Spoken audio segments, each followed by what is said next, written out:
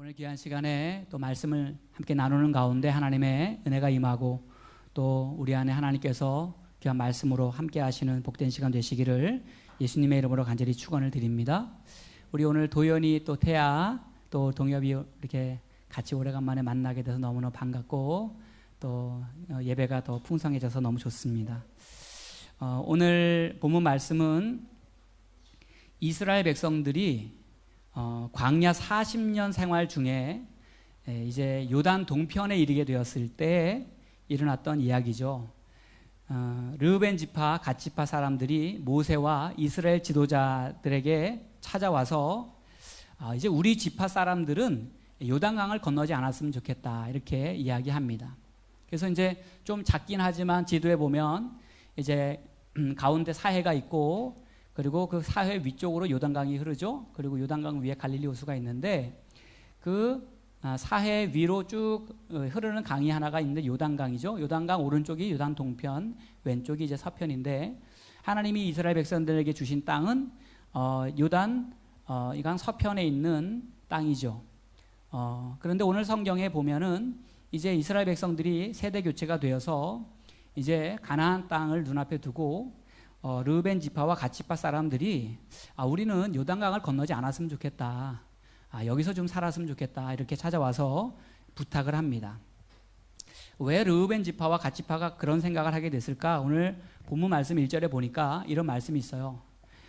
함께 봅니다. 시작. 르우벤 자손과 갓 자손은 심히 많은 가축대를 가졌더라. 그들이 야셀 땅과 길르앗 땅을 본즉 그곳은 목축할 만한 장소인지라. 아멘.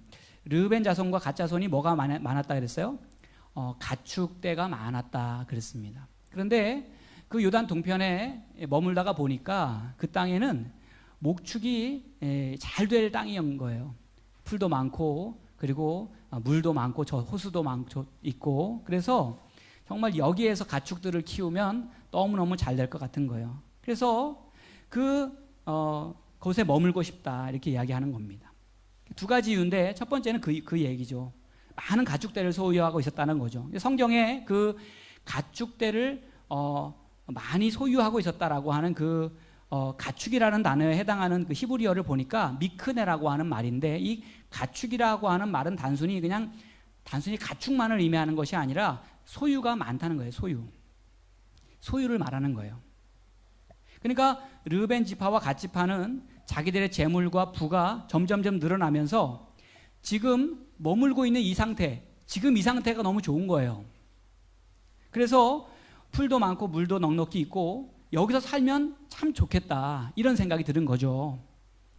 그리고 또 하나 이유가 있다면은 지금 르우벤 지파와 갓 지파가 이야기한 그 야셀 땅 길르앗 지역에 살면 전쟁을 하지 않아도 되는 거죠. 가나안 땅을 들어가면 전쟁을 해야 되는 거예요. 그 지역을 점령하는 이제 싸움을 싸워야 되는 거예요. 그런데 피를 흘리지 않고 여기서 살 수 있으니까 좋은 거죠. 그래서 여기서 우리 아이들도 안전하게 살고 여인들도 안전하게 살고 우리 재산도 안전하게 지키고 하면 좋겠다. 그러니까 그런 큰 이유에서 우리가 좀 안 들어갔으면 좋겠다 이렇게 이야기를 하죠. 어떻게 보면 현실적으로 보면은 맞는 말인 것 같아요. 그런데 오늘 성경에 보니까 그 말을 들은 모세가 노발대발 화를 내고 난리가 나는 겁니다. 왜냐하면 예전에 가데스 바네아 사건이 생각이 난 거예요. 이스라엘 백성들이 시내산을 출발해가지고 한 10하루길쯤 갔을 때 가데스 바네아라고 하는 곳에 도착을 하게 됩니다. 거기서 이스라엘의 각 12지파 중에 우두머리 지도자들을 뽑죠. 12 지도자들을 뽑아서 그 저 땅, 가나안 땅, 아까 지도에서 봤던 그 가나안 땅, 요단 서편에 있는 그 가나안 땅, 그 땅을 정탐하게 합니다. 탐지를 하게 하는 거예요. 조사를 하게 하는 거죠. 그리고 나서 그 조사를 마치고 돌아온 정탐꾼들이 지도자들이 민수기 14장에 보면은 가나안 땅을 보고 돌아와서 이렇게 얘기하는 거예요. 저 가나안 땅은 참 좋은 땅이고 과실도 풍성하고 하나님이 축복하신 땅은 맞는 것 같은데 저 가나안 땅에 사는 거주민들은 강하다는 겁니다. 저 가나안 땅은 성읍들이 견고하다는 거예요. 그리고 저 가나안 땅에는 거인 족속이 살고 있는데 그 사람들이 보면 우리는 메뚜기처럼 보일 거라고, 우리는 조그맣게 보잘것없이 보일 거라고. 그렇기 때문에 우리는 도저히 거기에 들어가서 그들과 싸워서 이길 수도 없고, 차라리 우리가 그냥 애굽에 있었거나 아니면 이 광야에서 그냥 사는 게 낫겠다, 이런 얘기를 그 12지파의 그 지도자 중에 10명의 그 정탐꾼이 그 이야기를 하는 거예요. 그 이야기를 듣고 나서 이스라엘 백성들이 울고 불고 통곡하고 막 난리가 납니다. 그 중에 여호수아와 갈렙을 제외한 모든 사람들이 하나님 앞에 불신앙의 모습을 보이게 되면서 하나님께서 진노하시게 되고, 그래서 보름이면 들어갈 곳을 38년 동안 40년을 그 광야에서 다 돌아다니게 됩니다. 그 얘기가 옛날 그 이야기가 생각이 난 거예요. 여러분, 하나님이 정하신 땅은요, 가나안 땅이란 말이죠. 하나님이 그렇게 이스라엘 백성들에게 주시고자 하셨던 땅은 가나안 땅이란 말입니다. 요단강을 건너가야 보게 되는 땅이 바로 가나안 땅, 그 땅이 바로 약속의 땅인 것입니다. 어떻게 보면은 그곳은 불모지예요. 아까 말한 것처럼 거기에는 사람들이 강하고 거인들이 있고 성벽이 튼튼하고 도저히 거기는 점령할 수 없는, 그런데 또 싸워야 돼요. 희생이 필요합니다. 그런데 그곳이 바로 하나님이 오래전부터 이스라엘 백성들에게 주시려고 계획했던 땅이었다라고 하는 것입니다. 오늘 요단 동편에 머물렀으면 좋겠다 이야기하는 르우벤 지파와 갓 지파에게 모세는 이야기합니다. 민수기 32장 6절에 보니까 너희 형제들은 싸우러 가거늘 너희는 여기 앉아있고자 하느냐. 너희 형제들은 지금 싸우러 나가려고 하는데 너희는 왜 지금 여기 앉아있으려고 하느냐. 너희는 지금 왜 여기서 안주하려고 하고, 왜 여기서 두려워하고, 왜 여기서 주저앉아 있으려고 하느냐. 우리 말씀을 통해서 어떤 사람들이 가나안 땅, 하나님이 예비하신 땅에 들어갈 수 있을까? 오늘 두 가지만 살펴보려고 합니다. 첫 번째는요, 포기하지 않고 믿음의 길을 걸어가는 사람이에요. 포기하지 않고 믿음의 길을 걸어가는 사람. 제가 예전에 예배 찬양사역대학원 다닐 때, 요즘에도 찬양사역자들이 많이 계신데 경제적으로 힘들고 사실 어렵죠. 사역을 요청하는 곳도 많지 않고 이제 그것만 가지고 살아간다는 것이 굉장히 어렵습니다. 그런데 이제 어느 찬양사역을 오래 하신 분에게 그 후배가 저희 학교 이제 같이 동기였던 후배가 그 이제 선배에게 그런 말을 한 거예요. 질문을 한 거예요. 어떻게 해야 우리 그 선배님처럼 오랜 시간 동안 찬양사역을 할 수 있느냐. 그랬더니 그분이 하는 말이 그냥 포기하지 않고 하다 보니까 여기까지 왔다, 그런 얘기를 하더라고요. 포기하지 않고. 여러분, 모세가 오늘 르우벤 지파와 갓 지파에게 이야기하는 요점이 뭡니까? 왜 너희가 안주하려고 하느냐? 왜 포기하려고 하느냐? 여러분, 낙심을 심는 사람이 있고 비전을 심는 사람이 있어요. 어떤 사람은 말만 하면 사람들에게 낙심만 줘요. 실망만 줘요. 근데 어떤 사람들은 비전을 심는 사람들이 있습니다. 그런데 낙심을 심는 사람은 자기도 포기하고 남도 포기하게 만들어요. 오늘 모세가 9절에 이런 말씀을 하죠.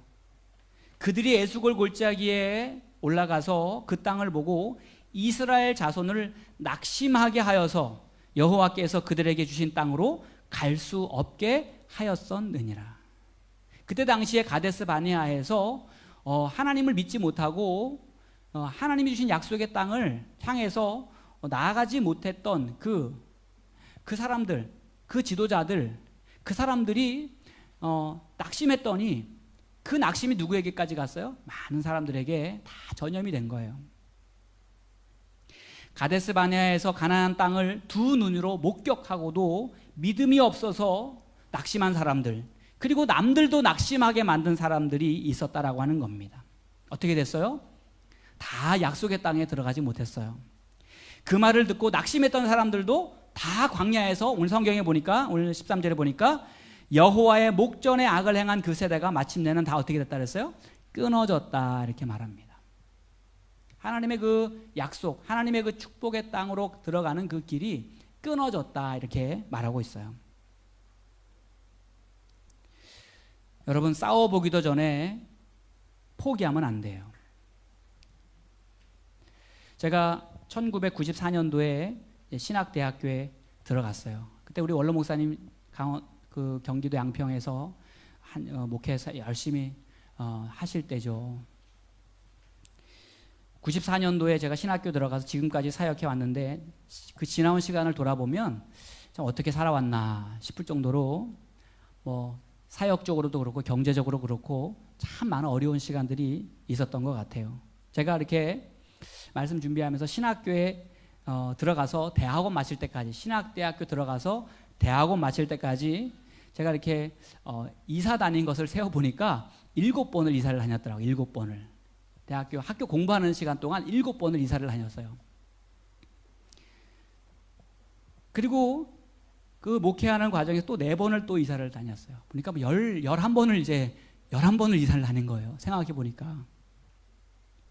신학대학교 다닐 때 하도 돈이 없으니까 제가 우리 동생, 우리 김성민 권사가 그때 학생 때였던 것 같아요. 고등학교 2학년, 3학년 그때 신문도 팔고 어떨 때는 우유도 팔고 해가지고 우유도 배달하고 해가지고 그 보내준 용돈 가지고 제가 살았던 때도 있었고 우리 또 매형 가정에 또 도움을 받으며 살았던 때도 있었고 또 주위에 많은 사람들의 도움을 받으면서 살았던 기억이 납니다. 늘 들었던 생각이 그런 생각이었던 것 같아요. 목회하면서 스스로 생각할 때 능력도 없는 것 같은데 돈도 없으니까 늘 그냥 이렇게 부족하다. 그냥 그런 것들이 믿음의 길을 걸어가면서도 늘 이제 사역의 길을 걸어가면서도 스트레스가 되었던 것 같아요. 제가 결혼하기 전에 제 아내 만나기 전에 몸무게가 그때 53kg였어요. 결혼할 때쯤 됐을 때 한 5kg, 56kg 이렇게 돼서 정말 60kg만 넘었으면 좋겠다. 제가 지금 이제 한 63kg 나가지만 어떨 때는 좀 쉬고 싶다. 근데 하나님의 주일 한 주도 안 걸리고 사역을 계속하게 하시더라고요. 근데 제가 이제 그 26살 때 제 아내를 만나가지고 제 아내를 보니까 제 아내는 또 중학교 3학년 때 부모님이 한꺼번에 그냥 이렇게 하늘나라 가셨잖아요. 부모님이 중학교 때 돌아가시니까 그 어려운 시간을 그냥 지내왔더라고요. 저를 만날 때 제 아내가 초등학교 교사 선생님이, 유치원 선생님이었는데 제가 어떻게 이렇게 꿋꿋하게 잘 살아왔는가 얘기를 들어보니까 살려고 교회를 다녔다는 거예요. 살려고. 교회를 내가 떠나면 안 된다. 어떻게든지 내가 교회에 떠나면 안 된다. 그래가지고 정말 한 주도 거르지 않고 하나님께 예배하고 하나님께 매달리고 하나님 의지하고 그 믿음의 길을 걸어왔더라고요. 저는 제가 하나님께서 이곳에 하나님의 교회를 세우게 하시고 우리 열미리 이 지역에 정말 하나님의 거룩한 땅이 되게 하시려고 오늘 여기까지 포기하지 않고 달려오게 하셨다고 믿습니다. 그러니까 지금 이제부터가 시작인 것 같아요. 사실 이스라엘 백성들은 그 광야 40년은 그냥 훈련의 과정이었거든요.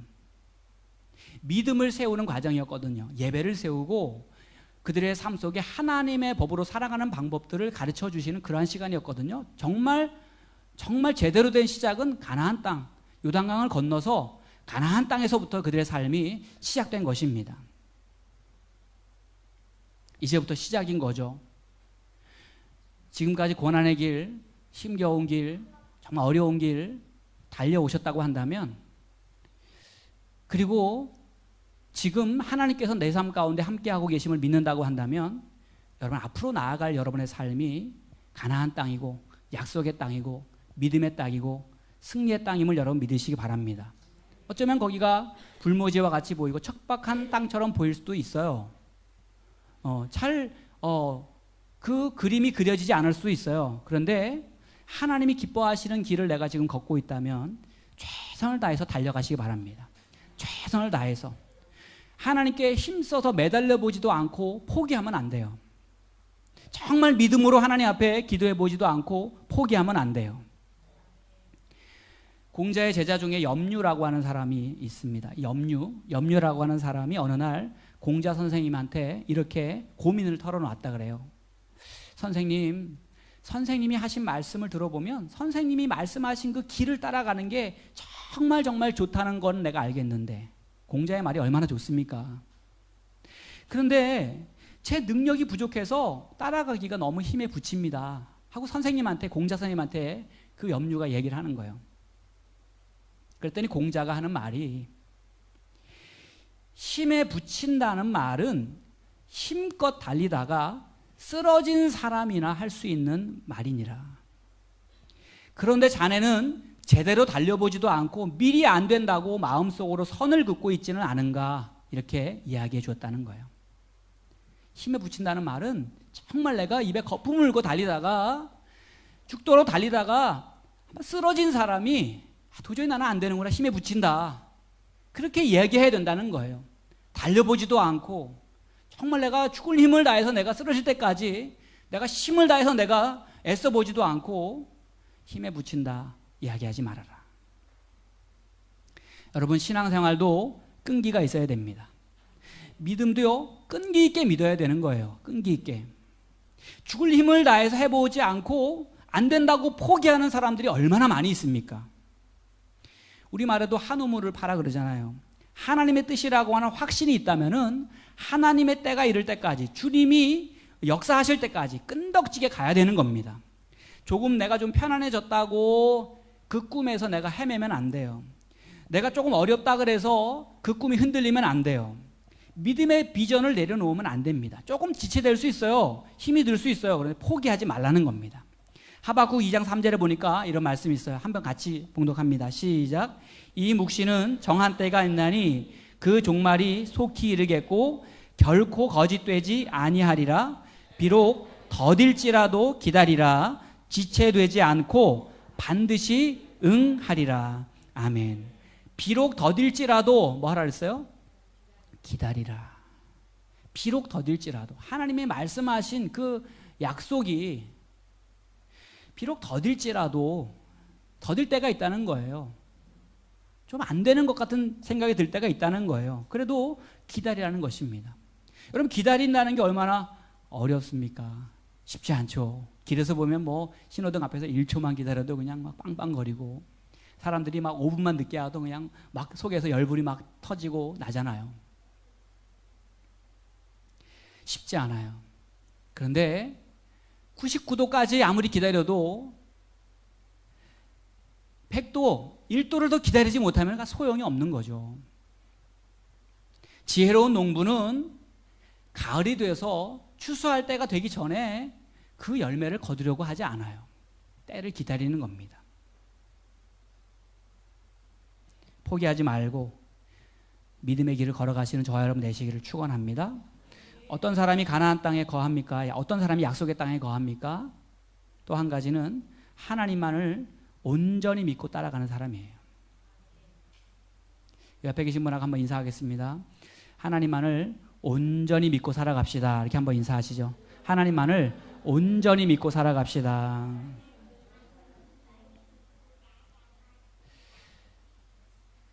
오늘 성경에 보니까 11절에 모세가 이렇게 이야기하죠. 애굽에서 나온 자들이 20세 이상으로는 한 사람도 내가 아브라함과 이삭과 야곱에게 맹세한 땅을 결코 보지 못하리니. 이전 세대 9세대들은 약속의 땅을 보지 못하겠다는 거예요. 이는 그 이유가 나오는데 그들이 나를 어떻게 했다는 거예요? 온전히 따르지 아니하였음이니라. 아멘. 애굽에서 나온 사람들 중에 20세 이상 된 사람들은 한 사람도 약속의 땅 보지 못할 것이라고 이야기합니다. 왜? 온전히 하나님을 따르지 않았기 때문에. 오직 여호수아와 갈렙만이 그 땅에 들어가죠. 그 들어가는 이유를 12절에 말하는데 그 이유가 뭐냐면 그들이 나를 그러나 그들이 다음 말씀 한 점을 볼게요. 같이 읽습니다. 시작. 그러나 그나스 사람 여분네의 아들 갈렙과 눈의 아들 여호수아는 여호와를 온전히 따랐느니라. 아멘. 여분네 아들 갈렙과 눈의 아들 여호수아는 여호와를 온전히 따랐다는 거예요. 여러분, 온전히 따랐다는 그 말 속에 담겨 있는 의미는 뭐냐면 빈틈없이 순종했다는 거예요. 빈틈없이. 하나님 말씀에 대해서 빈틈없이 순종했다는 거예요. 내 마음과 생각과 내 삶 전체가 하나님 말씀에 의지하여 움직여갔다는 것을 의미하는 겁니다. 여러분, 왜 자기 생각이 없었겠고, 왜 두려움이 없었겠고, 왜 스트레스가 없었겠고, 왜 때로는 둥글둥글 편하게 살고 싶은 마음 들지 않았겠습니까? 오늘 르우벤 지파, 갓 지파가 와서 모세에게 하는 이야기는 사실은 전문성에 의지해서 하는 얘기예요. 이 사람들은 목축 전문가들이에요. 이거는 가축이 많았단 말은 그만큼 기술적으로 그 가축을 잘 관리하고 키웠다는 말입니다. 그렇기 때문에 요단강을 건너가서 생활하는 것보다 요단강을 건너지 않고 생활하는 것이 훨씬 좋고, 아이들 키우기도 좋고, 그리고 여기서 이제 앞으로 우리 부족이 살기에 너무 좋다는 거죠. 근데 여러분 보세요. 모세도 사실은 목축에 있어서는 전문가거든요. 애굽에서 40세에 그 미디안 광야를 가가지고 40년을 그 장인의 그 집에서 가축을 기르지 않습니까? 광야에서 40년 동안 길렀단 말이죠. 그럼 여러분 생각해 보세요. 그럼 요단강 동편에 머물고 있는 동안에 모세의 눈에도 푸른 초장이 보였겠어요? 안 보였겠어요? 보였겠죠. 모세의 눈에도 그 소와 양과 가축들을 먹일 만한 풍성한 물이 있는 거 모세의 눈에 보였겠어요? 안 보였겠어요? 다 보였겠죠. 다 보였겠죠. 그런데 모세는 자기의 경험보다 하나님의 말씀을 더 앞세우고 가는 거예요. 자기의 경험보다 하나님의 약속. 갈등이 있었을 수도 있을 것 같아요. 여기가 참 좋은데 사실. 그런데 하나님께서 주신 땅이 있다는 거죠. 하나님이 약속하신 땅이 있다는 거죠. 여호수아 갈렙도 마찬가지예요. 믿음의 길을 걸어가지만 사실은 수많은 사람들이 불신앙으로 하나님을 부인하고 의심하고, 그리고 믿음을 가진 사람들을 오히려 공격해 올 때 여러분 얼마나 힘들고 낙심이 됐겠습니까? 그런데 그런 마음 속에, 그런 삶 속에 그 마음을 하나님의 약속으로, 하나님으로 늘 가득 채워서 빈틈없이 하나님을 온전히 믿고 의지하는 삶을 살았다는 것이 바로 온전히 하나님을 따랐다라고 하는 말씀이에요. 여러분, 신앙생활 하면서 스트레스 없습니까? 신앙생활 하면서 스트레스 없는 사람이 한 명도 없을 것 같아요. 믿음의 싸움을 싸워 나간다는 것이 그래서 우리에게 영적인 스트레스인 거예요.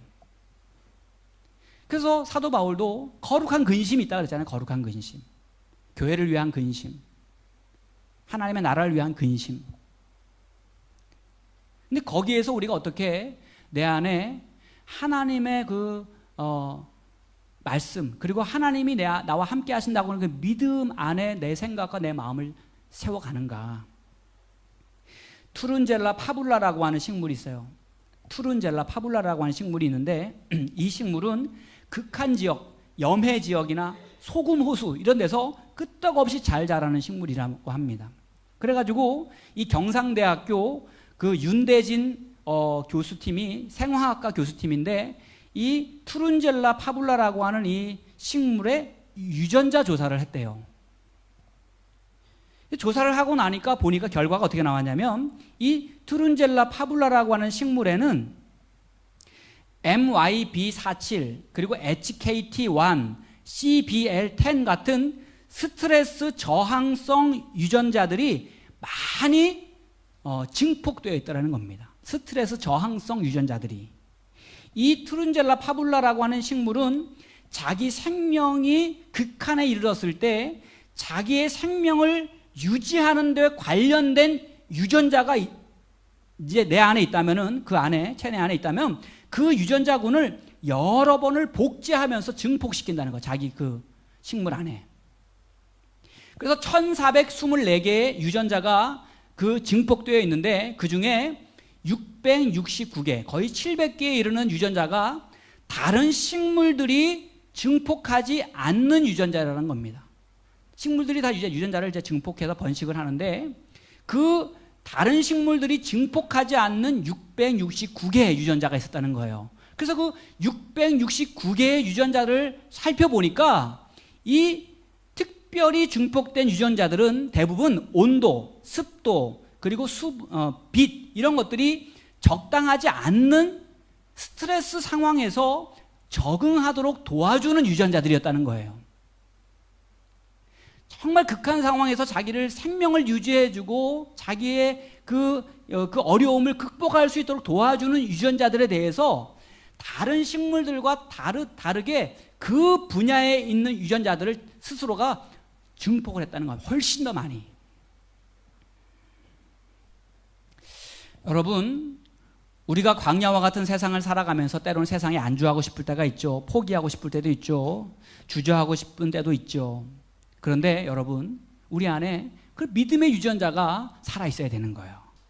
믿음의 유전자가 다 있죠. 믿음의 유전자가 없는 사람이 누가 있겠습니까? 예배하는 사람들, 예수 믿는 사람들 다 믿음의 유전자가 있는 거예요. 그런데 그 믿음의 유전자가 내 안에 내 삶에 스트레스가 오고 두려움이 오고 문제가 오고 절망이 올 때 내 마음과 내 생각과 내 영혼을 온전히 주장할 수 있도록, 그래서 그 식물과 같이 내 안에 그런 믿음의 유전자들이 더 많이 내 몸과 마음과 내 영혼을 가득가득 채워서 그 극한 상황과 스트레스, 정말 어려움 가운데서도 내가 극복해 나갈 수 있는 그 믿음의 능력, 그것들을 우리가 세워 나가야 된다라고 하는 겁니다.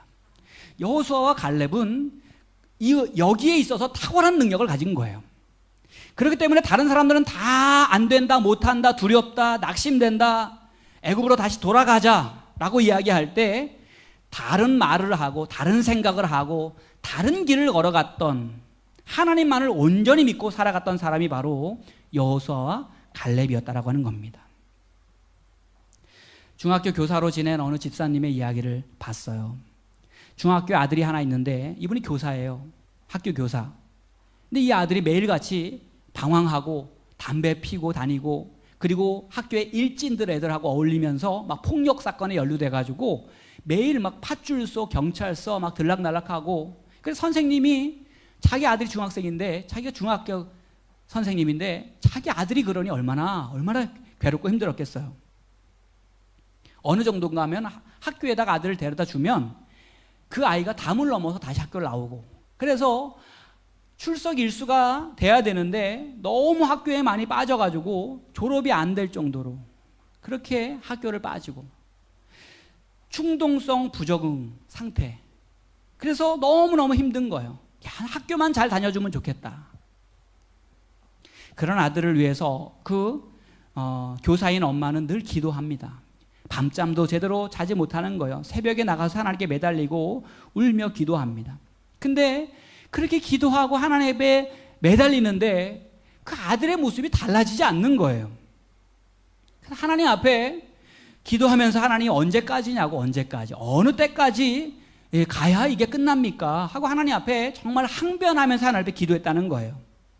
교사가 얼마나 바쁩니까?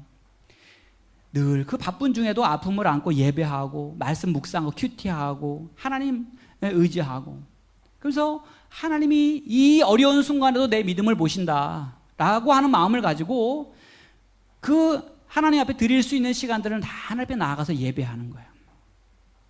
학교에서는 아이들한테 말씀을 나누고, 교회에서는 청소년부 아이들을 가르치고, 선생님이 되어서.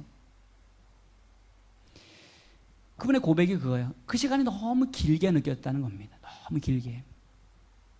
그 신앙생활을 유지하는 것이 너무 힘들었다는 거예요. 그 기도하는 시간, 예배하는 그 시간들이 너무너무 행복해야 되는데 너무너무 힘들었다는 거예요. 어느 날은 아들을 차로 학교에 태워다 주면서 너랑 나랑 같이 죽자, 우리 같이 죽자 라고 말할 정도로 정말 죽고 싶은 순간이 찾아왔을 때 하나님이 그런 마음을 주시더래요. 얘야, 너의 아들만 쳐다보지 말고 학교의 문제 학생들도 좀 볼 수 없겠니? 그러면서 하나님께서 그 마음을 이렇게 바꿔주시더래요. 그러면서 이제 경험된 것은 뭐냐면, 정말 내 아들이지만 나는 이 아이를 위해서 내가 손가락 하나도 내 마음대로 할 수 없다고 하는 사실을 깨닫게 되면서 내가 그 아이를 위해서 할 수 있는 것이 0%라고 하는 마음을 갖게 하시대요. 0%. 내가 이 아이를 위해서 할 수 있는 것이 0%. 그래서 하나님께 모든 것을 다 맡기고 하나님 내가 할 수 없습니다. 하나님만 오직 하나님만 의지하는 그 순간이 되기 시작하니까 하나님께서 그 아이를 위해서 일하기 시작하시고 회복하기 시작하시고 생각하지 못한 방법으로 그 아이를 하나님이 바꿔 주시더라고 하는 거예요. 여러분, 내가 할 수 있는 것이 0%. 하나님을 온전히 의지한다는 말은 뭐냐면 내가 할 수 있는 것이 0%, 가능성도 0%라고 할지라도 하나님은 100%, 200%, 300% 얼마든지 하나님은 능히 하실 수 있는 분입니다 라고 하는 믿음의 고백을 가지고 하나님께 맡기는 거죠. 오늘 민수기 32장 16절 이하에 보면 그 모세의 말을 들은 르우벤 지파와 갓 지파가 자기의 생각들을 내려놓고 결단하며 이야기합니다. 우리가 전투하러 나가겠습니다. 무장을 하겠습니다. 이스라엘 자손들이 가나안 땅에 다 들어갈 때까지 우리가 앞장서서 싸우겠습니다. 이스라엘 모든 백성들이 하나님의 약속의 땅을 받을 때까지 우리는 이 땅으로 돌아오지 않겠습니다. 르우벤 지파, 갓 지파가 결단하는 거예요. 현실에 안주하고 싶은 마음, 도전을 두려워하는 마음, 믿음의 공동체에서 낙오될 수 있었던 그 마음을 뒤로하고 하나님의 비전을 붙들고 믿음의 끈기를 다시 일으키고 믿음의 유전자를 내 안에 증폭시키고 나아가는 거죠. 오늘 25절에 이렇게 말하죠. 같이 봅니다. 25절 말씀 함께 봉독합니다. 갓 자손과 르우벤 자손이 모세에게 대답하여 이르되 주의 종들인 우리는 우리 주의 명령대로 행할 것이라. 아멘. 27절도 같이 봅니다. 시작. 종들은 우리 주의 말씀대로 무장하고 여호와 앞에서 다 건너가서 싸우리이다. 아멘. 여러분, 어떤 사람에게는 그 약속의 땅이 가정의 평안과 회복의 땅일 수 있어요. 어떤 사람에게는 그 땅이 경제적인 안정과 채워짐의 땅일 수 있어요. 어떤 사람에게는 그 땅이 육체와 마음의 건강과 회복의 땅일 수도 있어요. 어떤 사람에게는 그 땅이 내 가족이 예수 믿고 하나님께 돌아오는 영적 구원의 땅일 수도 있어요. 그 땅이 어떤 땅이든지 그 땅은 믿음으로 가는 땅입니다. 포기하지 말아야 갈 수 있는 땅입니다. 때로는 홍해도 건너고 메마른 땅도 지나고 맹수와 추위와 더위의 두려움도 지나가야 하는 땅입니다. 스트레스도 있고 낙심되고 절망되고 싶은 순간들도 찾아오겠지만 내 안에 믿음의 유전자를 가득가득 채워서 성령님 내 안에 충만히 역사하시고 말씀으로 채우시고 능력으로 채우시고 하나님을 향한 그 소망으로 가득 채워주셔서 오직 주님만을, 십자가만을 바라보며 승리하신 주님 내 안에서 나를 붙드시고 도우시고 반드시 하나님이 주신 약속의 땅에 나를 인도해 주실 것을 믿습니다. 그 믿음의 고백을 가지고 끝까지 승리하며 나아가시는 복 있는 삶이 되고 하나님의 몸된 교회와 가정이 될 수 있기를 주님의 이름으로 간절히 축원을 드립니다.